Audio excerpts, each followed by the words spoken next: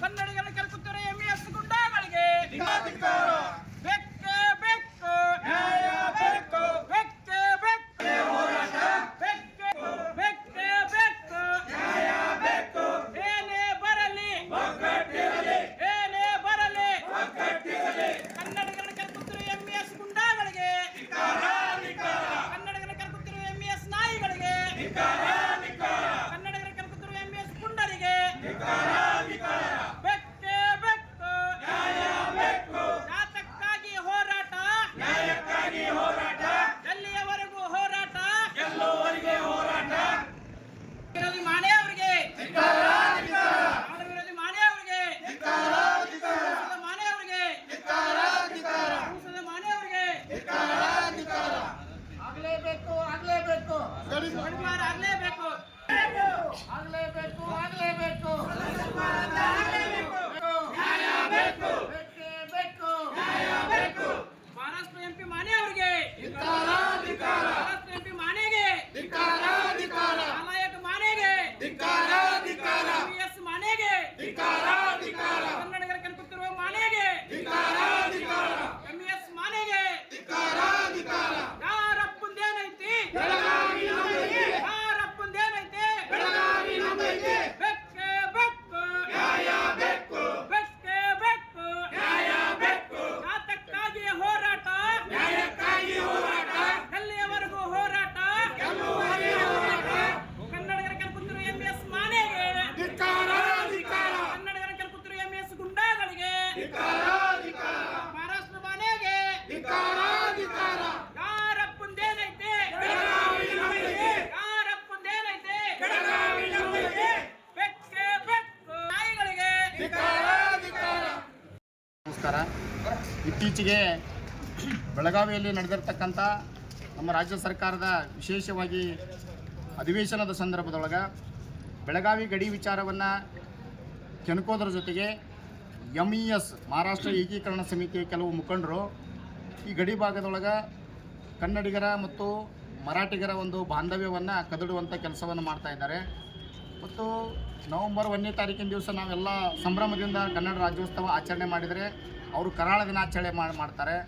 ನಮ್ಮ ರಾಜ್ಯ ಸರ್ಕಾರ ಈ ಭಾಗದೊಳಗೆ ಒಂದು ಅಧಿವೇಶನವನ್ನು ಮಾಡ್ತಿರ್ತಕ್ಕಂಥ ಸಂದರ್ಭದೊಳಗೆ ಅವರು ಮರಾಠಿಗರೆಲ್ಲ ಒಗ್ಗೂಡಿ ಅಲ್ಲಿ ಮಹಾಮೇಳವನ್ನು ಮಾಡೋದ್ರ ಮೂಲಕ ಅವರು ಇಲ್ಲಿನ ಒಂದು ಕನ್ನಡಿಗರಿಗೆ ಅಥವಾ ರಾಜ್ಯ ಸರ್ಕಾರಕ್ಕೆ ಬಿಸಿ ಮುಟ್ಟುವಂಥ ನಿಟ್ಟಿನೊಳಗೆ ಉದ್ದಟತನವನ್ನು ಪ್ರದರ್ಶನ ಮಾಡ್ತಾರೆ. ಇದನ್ನು ನಾವು ಅನೇಕ ಬಾರಿ ಮನವಿಯನ್ನು ಮಾಡ್ಕೊತಾ ಬರ್ತಾ ಇದ್ದೀವಿ. ಕರ್ನಾಟಕ ರಕ್ಷಣಾ ವೇದಿಕೆಯ ಅನೇಕ ಕನ್ನಡ ಪರ ಸಂಘಟನೆಗಳು ನಾವು ರಾಜ್ಯ ಸರ್ಕಾರಕ್ಕೆ ಒತ್ತಾಯವನ್ನು ಮಾಡ್ತಾ ಬಂದಿದ್ದರೂ ಕೂಡ ಅನೇಕ ವರ್ಷಗಳಿಂದ ಮಹಾಮೇಳವನ್ನು ತಡೆಗಟ್ಟು ನಿಟ್ಟಿನೊಳಗೆ ರಾಜ್ಯ ಸರ್ಕಾರ ದಿಟ್ಟ ಕ್ರಮ ಕೈಗೊಂಡಿರಲಿಲ್ಲ. ಈ ಬಾರಿ ಇಡೀ ನಮ್ಮ ಬೆಳಗಾವಿ ನಗರಕ್ಕೆ ಕರುನಾಡಿನ ಸೇನೆಗಳು ನಾವು ಒಗ್ಗಟ್ಟಿನಿಂದ ಹೋರಾಟ ಮಾಡಿ ಆ ಮಹಾಮೇಳವನ್ನು ತಡಿತೀವಿ ಅಂತಕ್ಕಂಥ ದಿಟ್ಟ ಸಂದೇಶವನ್ನು ಕೊಟ್ಟ ಹಿನ್ನೆಲೆ ಒಳಗೆ ರಾಜ್ಯ ಸರ್ಕಾರವು ಕೂಡ ದಿಟ್ಟ ಕ್ರಮವನ್ನು ತೆಗೆದುಕೊಂಡು ಈ ಬಾರಿ ಮಹಾಮೇಳ ನಡೆಯದಂತೆ ಒಂದು ಕಟ್ಟುನಿಟ್ಟಿನ ಕ್ರಮವನ್ನು ತೆಗೆದುಕೊಂಡು ಮಹಾಮೇಳವನ್ನು ನಡೆಯದಂತೆ ತಡೆಗಟ್ಟಿದ್ದಾರೆ. ಅದಕ್ಕೆ ನಾವು ಕರ್ನಾಟಕ ರಕ್ಷಣಾ ವೇದಿಕೆ ಎಲ್ಲ ಕನ್ನಡಿಗರ ಪರವಾಗಿ ನಮ್ಮ ರಾಜ್ಯ ಸರ್ಕಾರಕ್ಕೆ ಮತ್ತು ಜಿಲ್ಲಾಡಳಿತಕ್ಕೆ ಧನ್ಯವಾದಗಳನ್ನು ಈ ಸಂದರ್ಭದಲ್ಲಿ ಹೇಳಲಿಕ್ಕೆ ಬಯಸ್ತೀವಿ. ಇದರ ಇನ್ನೊಂದು ಭಾಗವಾಗಿರ್ತಕ್ಕಂಥ ಮಹಾಮೇಳ ಒಂದು ನಡೆಸಬೇಕಾದ್ರೆ ಕೆಲವೊಂದು ಮಹಾರಾಷ್ಟ್ರದ ಏಕೀಕರಣ ಸಮಿತಿಯ ಮುಖಂಡರು ಏನು ಮಾಡ್ತಾರೆ, ಮಹಾರಾಷ್ಟ್ರದಿಂದ ಕೆಲವು ಸಚಿವರನ್ನು ಮತ್ತು ಸಂಸದರನ್ನು ಶಾಸಕರನ್ನು ಅಲ್ಲಿಂದ ಇಲ್ಲಿ ಕರೆಸಿ ಅವರು ಇಲ್ಲಿ ಕೆಲವೊಂದು ಭಾವನೆಗಳಿಗೆ ಪ್ರಚೋದನೆ ಕೊಡುವಂಥ ನಿಟ್ಟಿನೊಳಗೆ ಹೇಳಿಕೆಗಳನ್ನು ಕೊಡುವುದು, ಪ್ರಚೋದನಕಾರಿ ಭಾಷಣಗಳನ್ನು ಮಾಡಲಿಕ್ಕೆ ಮಹಾರಾಷ್ಟ್ರದಿಂದ ಕೆಲವೊಂದು ಏನು ಮುಖಂಡರನ್ನು ಕರೆಸ್ತಾರೆ. ಅದಕ್ಕೆ ಕಡಿವಾಣ ಹಾಕಬೇಕು ಅಂತಕ್ಕಂಥ ನಿಟ್ಟಿನೊಳಗೆ ಮಾನ್ಯ ಜಿಲ್ಲಾಧಿಕಾರಿಗಳು ನಾವೊಂದು ಶಿಸ್ತು ಕ್ರಮವಾಗಿ ಗಡಿ ಪ್ರದೇಶವನ್ನು ಮಾಡಬಾರ್ದು ಅಂಥೇಳಿ ಅವರಿಗೆ ನಿರ್ಬಂಧವನ್ನು ಹಾಕಿರ್ತಕ್ಕಂಥದ್ದು ಭಾಳಷ್ಟು ಯೋಗ್ಯವಾದಂತಹ ಕೆಲಸ ಆಗಿದೆ.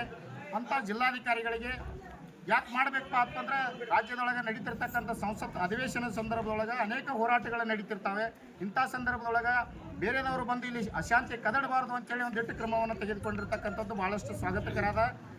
ಜಿಲ್ಲಾಧಿಕಾರಿಗಳಿಗೂ ಕೂಡ ಈ ಸಂದರ್ಭದೊಳಗೆ ನಾವು ಬೆಂಬಲಿಸೋದ್ರ ಜೊತೆಗೆ ಅವರ ಒಂದು ಪರವಾಗಿ ನಾವು ನಿಲ್ತೀವಿ.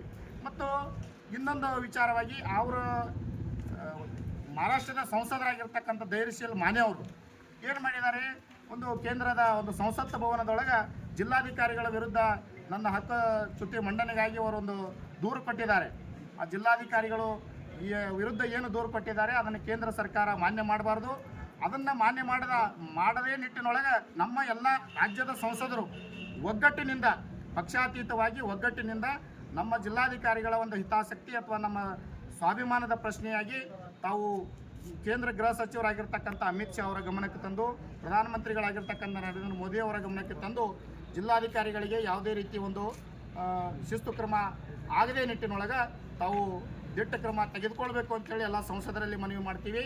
ಮತ್ತು ಕೇಂದ್ರ ಸರ್ಕಾರ ಮತ್ತು ರಾಜ್ಯ ಸರ್ಕಾರ ಒಗ್ಗಟ್ಟಿನಿಂದ ಈ ಗಡಿ ವಿಚಾರವನ್ನು ಒಂದು ಮುಟುಕುಗೊಳಿಸುವಂಥ ನಿಟ್ಟಿನೊಳಗೆ ದಿಟ್ಟ ಒಂದು ಕ್ರಮವನ್ನು ತೆಗೆದುಕೊಳ್ಬೇಕು. ಮೇಲಿಂದ ಮೇಲೆ ಇಂಥ ಘಟನೆಗಳು ನಡೆದಾರ ನಿಟ್ಟಿನೊಳಗೆ ಶಿಸ್ತು ಕ್ರಮ ಕೈಗೊಳ್ಬೇಕು ಅಂತ ಹೇಳಿ ಈ ಮೂಲಕ ಒಂದು ಆಗ್ರಹ ಮಾಡ್ತಾ ಇದ್ದೀವಿ.